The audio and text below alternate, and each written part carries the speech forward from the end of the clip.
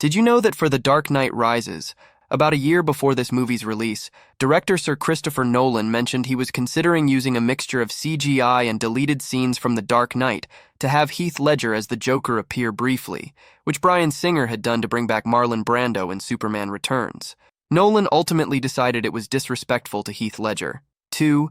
Tom Hardy is only 5'9", so he had to wear 3-inch lifts to make his character Bane appear as tall, or taller, than co-stars Christian Bale, Morgan Freeman, and Sir Michael Caine.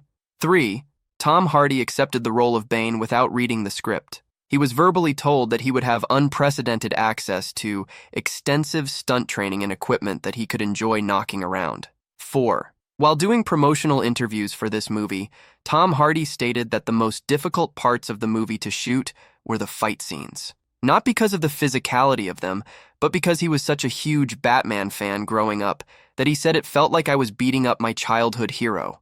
However, he also said that despite his worship of the character, the moment Sir Christopher Nolan yelled, "Action!", Hardy just started throwing punches as hard as he could. Did you know for This Is the End, Seth Rogen said that he was shocked by how much the actors would insult each other. According to him, Jonah Hill and James Franco in particular seemed to go at each other the hardest. At one point, he felt like he had to intervene and remind them that they are actually friends and like each other. 2. Director Evan Goldberg created a game for himself during filming. The goal of the game was to get as many cast members as possible to say, "No, I can't do that," or get them to refuse to do something. According to Goldberg, the only people he was not able to break were James Franco and Seth Rogen. 3. According to Seth Rogen, Danny McBride was the person who made everyone laugh and break character the most. At one point, it took 18 takes and over an hour for the cast to get a joke on film because McBride's delivery kept making everyone laugh. 4.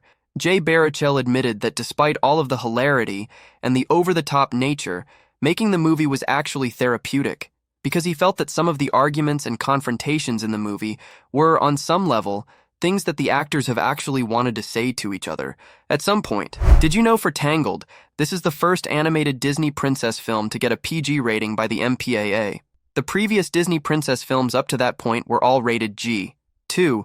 Over 45,000 lanterns are used during the I See the Light sequence. 3. Whenever Mother Gothel expresses her love to Rapunzel, it is always to her hair and not directly to Rapunzel. She kisses Rapunzel on the head and touches her hair whenever expressing love.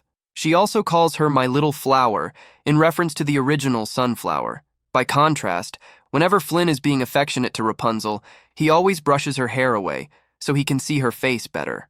4. The character design of Flynn came from the process called the Hot Man Meeting by Nathan Greeno and Byron Howard, during which they set up a meeting with all of the female employees of the studio in one room and asked them for their opinions of what made a man good-looking in order to create Flynn's character design with features such as eye color, hair color, and style and body type. Video footage showed concept art and photos of various male celebrities, including Johnny Depp, Hugh Jackman, Brad Pitt, David Beckham, and Gene Kelly on the walls of the room. Did you know for Legally Blonde, a perfect score on the LSAT exam is 180. Therefore, Elle's score of 179 puts her in the top 0.1%. 2. As agreed in her contract, Reese Witherspoon kept all of her costumes after filming. 3. To prepare for her role as Elle Woods, Reese Witherspoon spent 2 weeks studying the behavior of sorority girls, as she did not wish to portray a stereotypical airhead sorority image. She states on the DVD commentary that they were all very kind and polite, and she enjoyed her time with them. She also observed women shopping from the cafe at Neiman Marcus and attended law school for a day. 4. Ella Woods was named after Elle magazine. Amanda Brown, author of Legally Blonde, the novel on which this movie was based, spent her time at Stanford Law School reading copies of Elle magazine.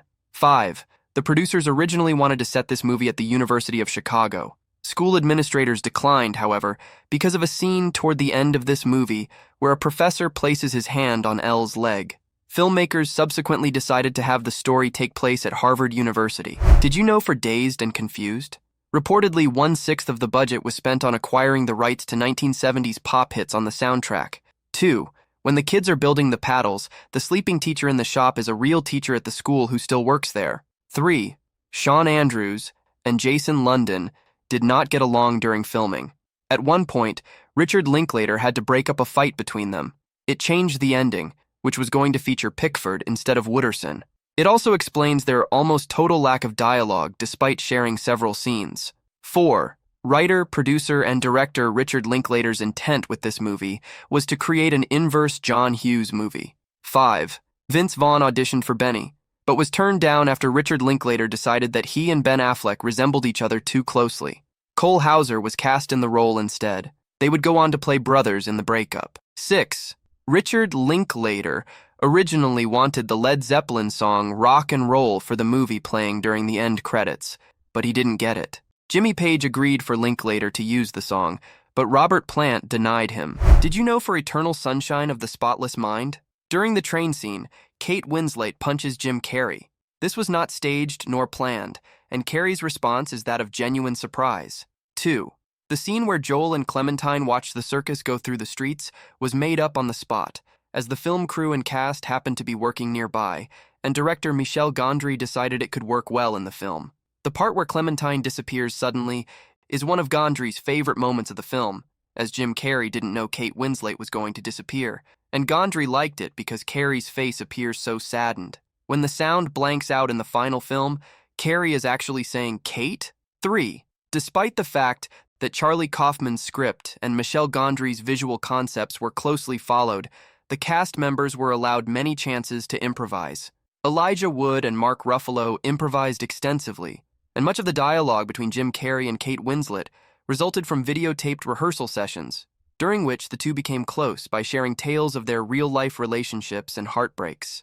Did you know for 27 dresses, the wardrobe department reported that their initial designs for the dresses all looked too good on Katherine Heigl because of her figure, and they were hard-pressed to design bridesmaids' dresses that would look bad on her.